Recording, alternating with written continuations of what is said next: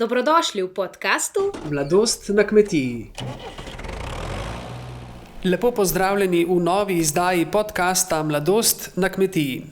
Tokrat se oglašam iz Dolenje vasi v Ribniški občini, kjer sem obiskal 23-letnega čebelarja Jurija Bojca in člana Društva podeželske mladine Velike Lašče, sicer inženirja agronomije, ki nadaljuje študij na drugi stopnji. Je tudi dejaven gasilec, rad zapoje in tudi zapleše. Čebelarjenje pri njih prehaja iz generacije v generacijo, poleg tega pa pridelujejo tudi žito. Jurij, lepo pozdravljen. Lepo pozdravljeni. Jurij, kako bi opisal vašo Dolenjo vas, iz katere prihajaš in v katere se vedno rad vračaš, čeprav živiš tudi tukaj, ne? Tako, ja, Dolenja vas je največja vas v občini Ribnica, se nahaja na jugu občine, je tudi krajevna skupnost. Drugače smo znani po lončariji, sama občina Ribnica oziroma kraj Ribnica po Suhi Robi. Ja, lepa vas, kjer se vedno rad vračam. Ja, naštel si torej, s čim vse Ribnica in Dolenja vas so poznani, ti pa se ukvarjaš še z nečem drugim, ne? Torej si v prvi vrsti lahko rečeš čebelar. Ja, tako, čebelarstvo je moja glavna dejavnost, no, oziroma panoga, s katero se ukvarjam. Tako, dodatno pa se ukvarjam tudi s poljedelstvom, s pridelavo žit. Zdaj, ti si tudi že lastnik kmetija, ne? Tako, ja, nosilec kmetijskega gospodarstva. Na kmetiji vas živi 5, imate pa tudi nekaj seveda malega zemlje, ni pa to tipična, recimo, velika kmetija, ki bi se ukvarjala na veliko z neko dejavnostjo. Ja, tako, naša kmetija je predvsem čebelarska, pač neka postranska dejavnost, no je pa tudi to, se pravi poljedelstvo in žita. No, omenil si tudi, da si že zaključil prvo stopnjo študija, zdaj pa nadaljuješ naprej. Kaj te žene naprej, da si dejal še, da po diplomi želiš še izpopolniti svoje znanje? Zakaj?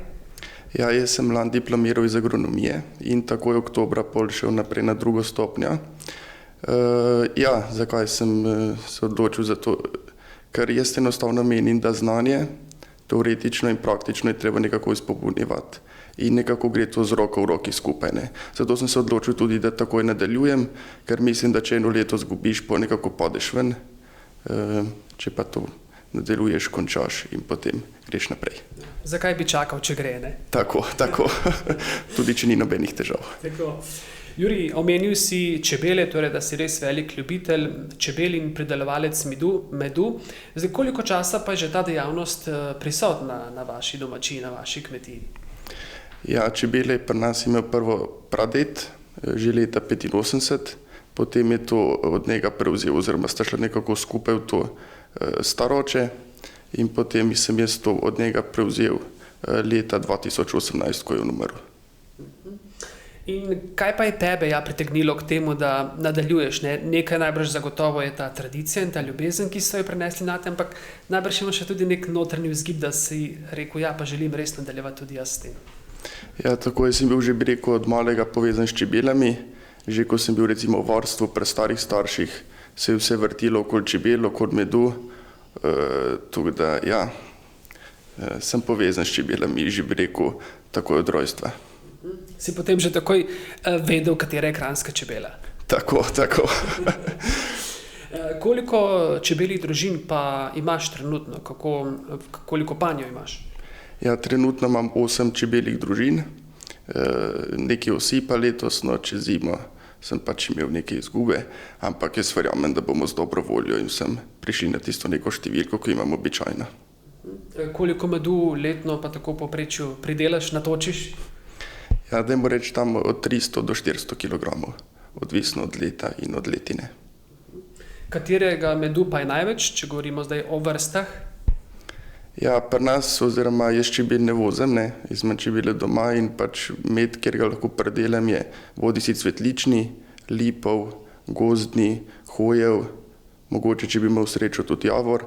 Največ pa pridelam lipovega medu, ker imam lipe, bi rekel, skoraj dobesedno zraven čebelnjaka.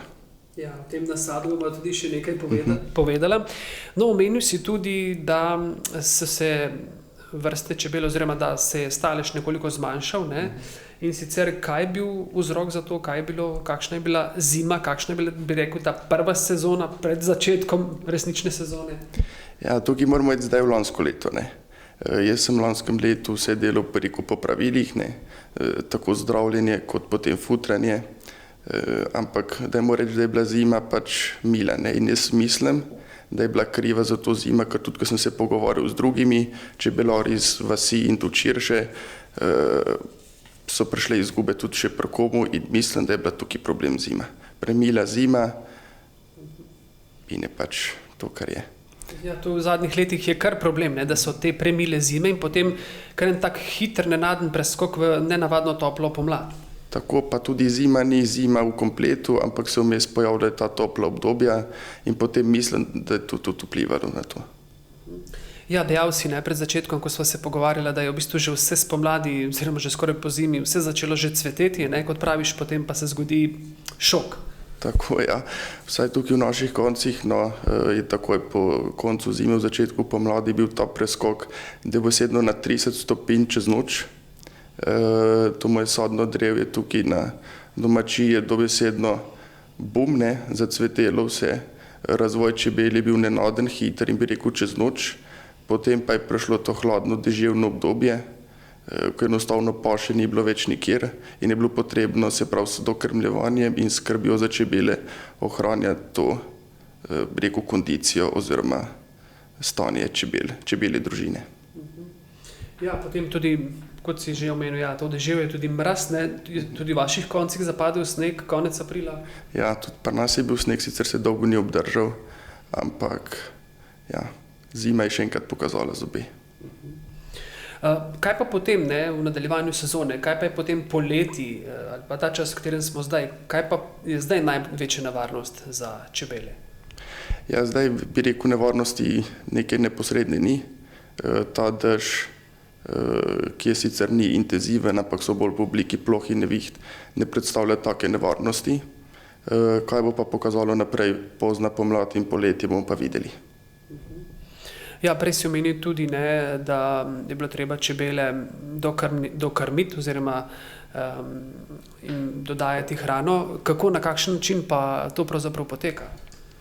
Ja, gre potek, da je treba prvo pripraviti sladkorno raztopino v razmerju 1:1 ali 2:1 v korist sladkorja, odvisno za kakšen namen ti krmiš. Potem pa to krmljenje poteka pozno popoldne oziroma proti večeru. No, pa če omeniva še eno, bomo rekli, sovražnico čebel, to je pršica varoja. Čisto povsem laično vprašanje, kaj pravzaprav ta pršica povzroči čebeljemu panju, ko se enkrat znajde noter? Ja, ta pršica je s čebelami prisotna, bi rekel, skozi. Se ne pojavi, ampak pri čebelah je. In to je, ja, bi rekel, največji sovražnik čebel oziroma čebelarja, kjer mora skrbeti in zatirati to pršico oziroma zmanjševati število na najnižjo raven. To se dogaja predvsem takrat, ko ni paše, se pravi pozno poleti, jeseni, potem tudi zimsko zdravljenje in pa tudi čez leto, odvisno po potrebi. Se je tudi že pri tebi kdaj pojavila v prekomerni, bomo rekli, količini oziroma kakšne izkušnje imaš ti s tem? Ja, seveda imamo, ne, ker pršica varoja, ne, ona dela posredno in neposredno škodo pri čebelah. Ne. Neposredna je ta, da ona, bi rekel, dobesedno sesa oziroma izčrpava čebelo, posredna je pa ta, da ker ona pač bodi si s premikanjem čebel, izletavanjem rob, roj, etc. Ona prenaša tudi različne bolezni.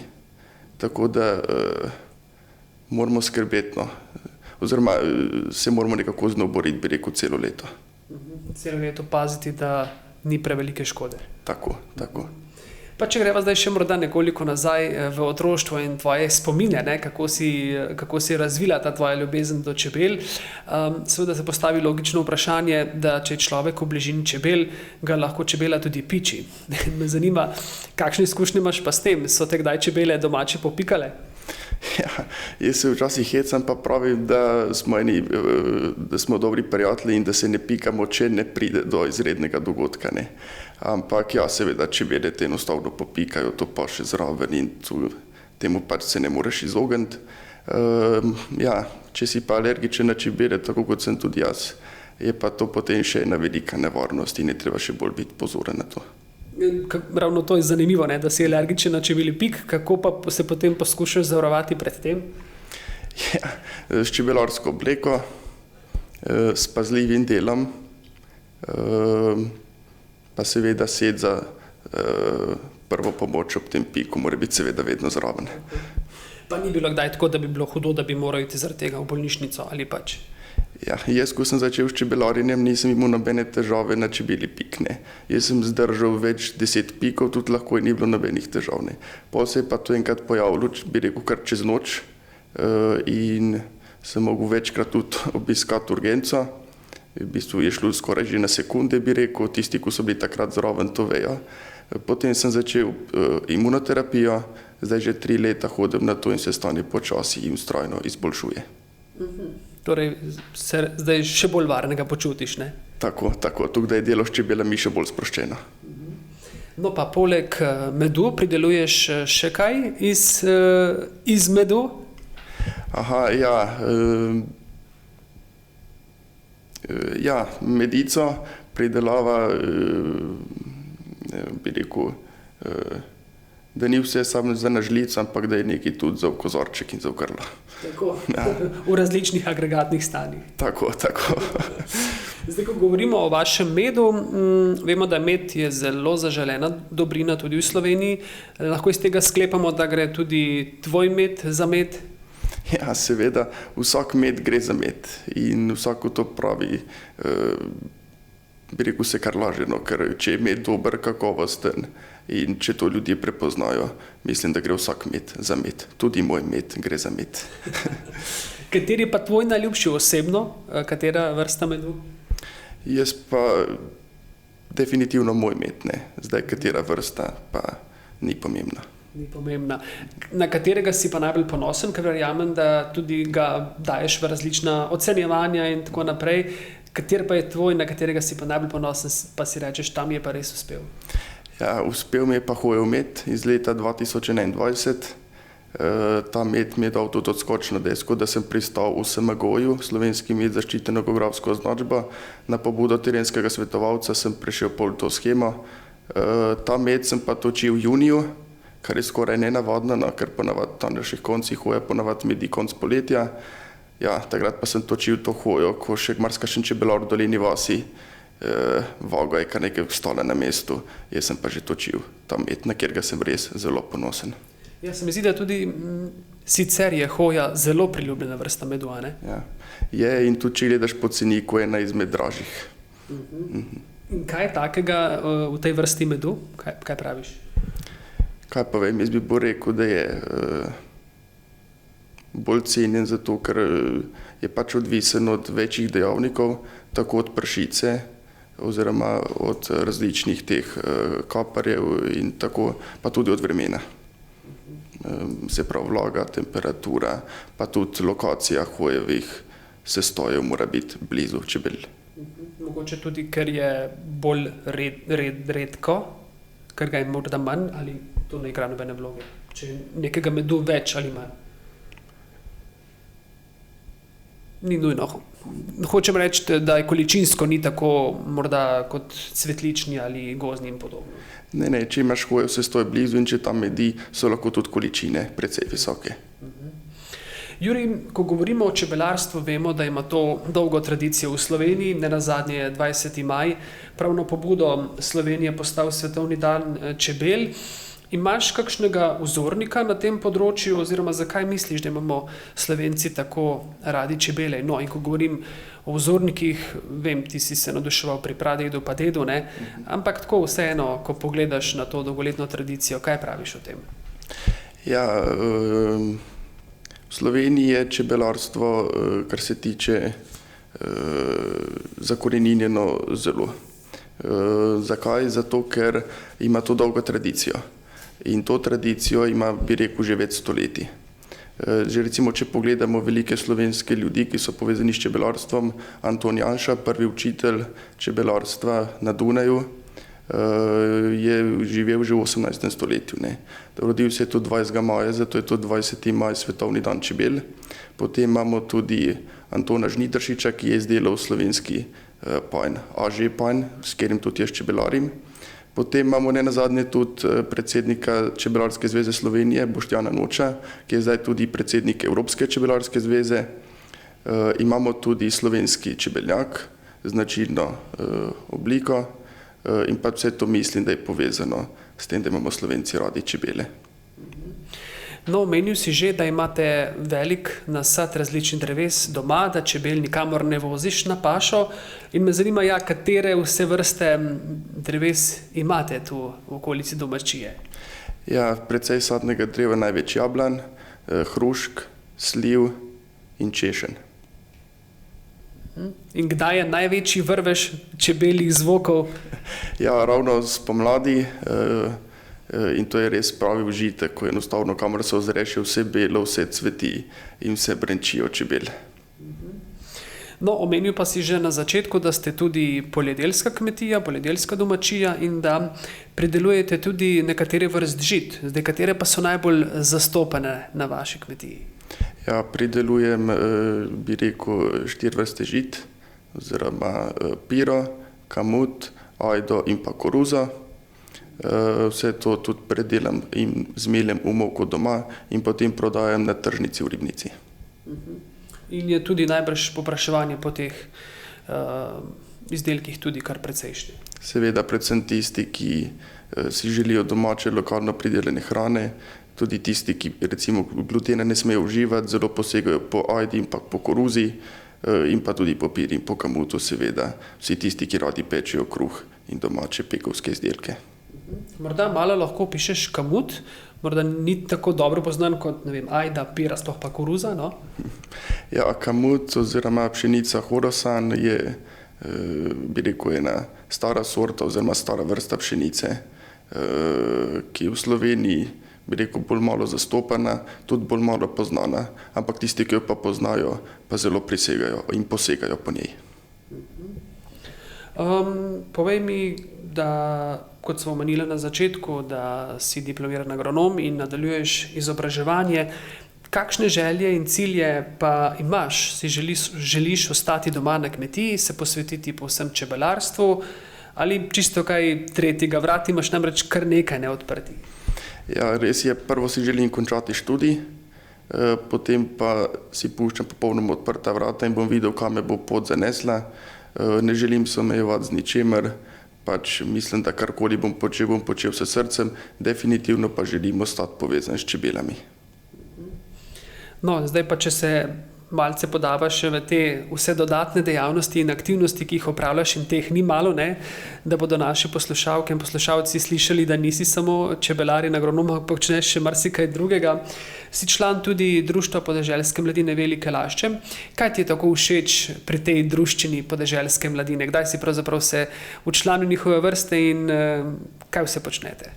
Ja, včlanil v Društvo podeželske mladine Velike Lašče sem se, bi rekel, v času korone, ko sem se želel prijaviti na izmenjavo med kmetijami po Sloveniji, ker zaradi tistega časa ni bilo možno to med državami. Takrat sem se pač članil v Društvo podeželske mladine Velike Lašče, ker mi je bilo pač najbližje. To so pač druščina mladih fantov in deklet, ki se ukvarjajo, bi rekel, s kmetijstvom na tak ali drugačen način. Se imamo zelo fajn, se izmenujemo kakšne izkušnje, uživamo skupaj, gremo na kakšne izlete in doživimo tudi kaj novega. Najljubši dogodek ali pa najlepša anekdota, ki se ti je pripetila, zgodila v okviru društva, je kakšna? Sigurno je. Ja, seveda. Zdaj nedavno ta kviz podeželske mladine, ki je potekal v Laščah. Ste bili gostitelji? Tako, ja. Jaz sem sicer takrat igral drugo vlogo krošnarja Ribenčana in zabaval ljudi in se je zgodilo, tisti, ki so bili tam, to vejo, marsikaj zanimivega. Ja, ne mora vse priti v javnost, ne? Tako. No, si pa tudi dejaven član gasilskega društva Dolenja vas. Zdaj, kako veliko je to društvo, kdaj si postal član In predvidevam, da če si tako strasten čebelar in član društva, si tudi dejaven in strasten gasilec. Tako, ja, res dejaven gasilec, ki počne vse to delo s srcem in dušo. Postal sem član pri 9 letih, zdaj sem star 23, torej sem član društva že 14 let, aktivno se izobražujem in pač sodelujem na raznih intervencijah, tudi vseh bolj odmevnih, recimo leta 2018 sem prekrival strehe v Črnomlju, 2022 sodeloval na Krasu in lansko leto na poplavah na Koroškem. Ja, najbrž so ti spomini na Koroško še zelo sveži, ne, od lani. Tako, tudi če se z gasilci kdaj dobimo, se še pomenimo, izmenimo kakšno izkušnjo, si povemo kakšno stvar, ampak ja, zadovoljstvo o pomoči ljudem je res nepopisno. Kaj te je pa morda takrat najbolj pretreslo, ko si bil na terenu? Razsežnosti, kaj vse voda lahko stori, ne. Kot je lahko naš zaveznik, je lahko tudi naš sovražnik.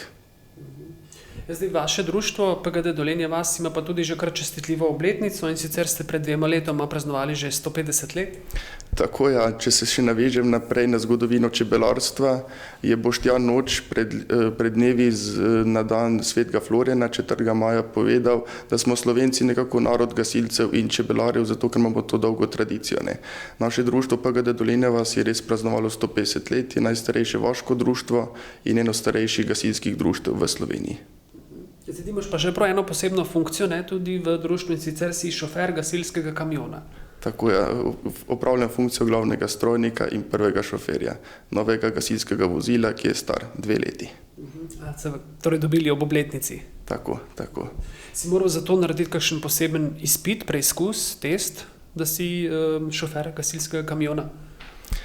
Ja, mogel sem narediti izpit za C kategorijo,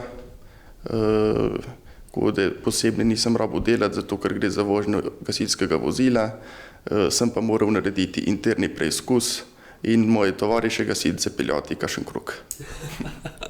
Ja, seveda, se spodobi, ne? Tako, ja. Ja, zelo veliko stvari počneš, Jurij, zdaj se bova dotaknila še ene zelo pomembne dejavnosti, ki jo rad opravljaš, torej petje, ples, glasba na splošno.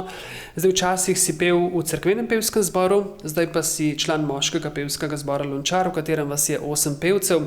To je tudi zbor z dolgoletno tradicijo. Zdaj, ob katerih priložnostih prepevate in katere pesmi pravzaprav? Ja, tako rad pojem, uživam v petju. Je to ena tudi mojih strasti, poleg drugih dejavnosti. Pojemo najrazličnejše pesmi, seveda od veselih, napitnic, poskočnih pesmi, do tistih tudi pogrebnih, pojemo tudi namreč o pogrebih. Redno se dobivamo v sredo, proti večeru, si kakšno zapojemo in potem tudi kaj spijemo. Ja, vaje so pomemben del, ne? Brez vaje ni efekta, ne? Tako, vaje so pomembne, pomembno je tudi, da so redne in pa pomembno je tudi to, da rad hodiš na vaje. Kaj pa starostna pestrost? Ti si star 23 let, je še kdo mlajši od tebe? Ne, jaz sem najmlajši član zbora oziroma okteta, so pa tudi starejši do vseh, tudi bi rekel tistih, ki se bodo počasi že poslovili. Ja, barvna pestrost, ne? Tako. Zdaj, poleg tega pa si včasih igral tudi harmoniko, 10 let si tudi plesal v folklorni skupini Lončki. Od kje pa ljubezen do tovrstnega udejstvovanja v umetnosti? Ja, bi rekel, da ples, petje in harmonika so nekako 3 stvari, ki so z mojo zabavo v življenju precej povezani, ne. 4 leta sem igral harmoniko, sem naredil malo glasbeno šolo, potem sem nekako začutil, da bi lahko tudi plesal, sem se včlanil v folklorno skupino Lončki, ki je tukaj v Dolini vasi, in sem plesal 10 let. Tam sem se naučil tudi različnih ljudskih plesov, polke, valčka, in smo tudi hodili na razne nastope širom po Sloveniji, tako da smo Si to dobro spoznal, torej tako folkloro kot tudi naše kraje. Tako kot tudi še ostale folklorne skupine, naprimer Grmada in pa folklorna skupina iz Ljubljane. Torej Iz širše Slovenije, ne? Tako. Vse folklorne skupine. In se morda kdaj vidiš, da bi spet nadaljeval s tem? Ja, seveda želja imam, da bi spet obiskoval kakšno starejšo skupino, ampak ker mi pa zaenkrat časa primanjkuje, mogoče takrat, ko ga bo kaj več. Dan ima pa 24 ur, ne? Tako, ja. No, mi je pa prišlo na uho tudi, da si zelo velik ljubitelj veselic in da praktično na nobeni v teh okoliških krajev ne manjkaš. Ja, veselica pa združuje več sklopov v mojem življenju. Tako gasilstvo, kot harmoniko, zabavo in ples. In zelo rad se udejstvujem veselic, uživam in je to nek način moje sprostitve. In glede na to, da rad plešeš in najbrž pa tudi plesalk kar nekaj na voljo za nekaj obratov. Mislim, da je plesal kar veliko na voljo tudi za več obratov, ja. Pa fantov najbrž ne toliko in potem prideš na vrsto, ne? Si zaželena roba. Zaželena roba, ja. No, včasih pa si bil tudi animator v vaši župniji. Kakšne spomine imaš na to obdobje?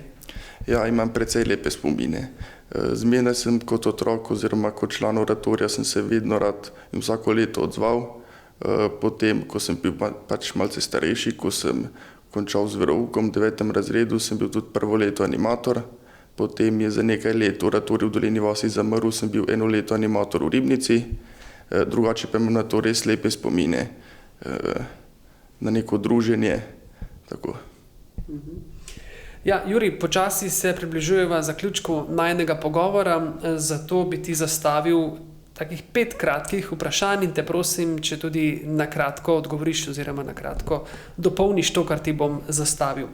In sicer, čebelarjenje mi predstavlja največje veselje, Ker uživam pri delu s čebelami, se veselim točenja medu in uživanja čebeljih pridelkov. Družina mi pomeni Zatočišče, pomoč in podpora. Pojem in plešem rad, ker Se veselim in sprostim. Zdaj ansambel Franca Miheliča izvaja pesem Vesel sem Ribenčan. Kdaj si bil doslej najbolj vesel v svojem življenju? Ja, najbolj vesel oziroma najbolj veselega trenutka ni, ker je bil teh dogodkov precej. Sem pa veseljak, vedno dobre volje in nasmejan, tako kot Franc Mihelič na nastopih. Čez 10 let se vidiš Kot čebelar, čebelarske obleki, zraven novega čebelnjaka. Super, lepe želje. Jurij Bojc, hvala lepa za ta zanimiv pogovor. Želim ti vse dobro na tej tvoji poti, da se ti uresničijo zastavljeni cilji. Vse dobro. Hvala lepa in hvala za obisk. Hvala tudi vam, drage ljubitelice in dragi ljubitelji podcasta Mladost na kmetiji. Spet se poslušamo čez 14 dni.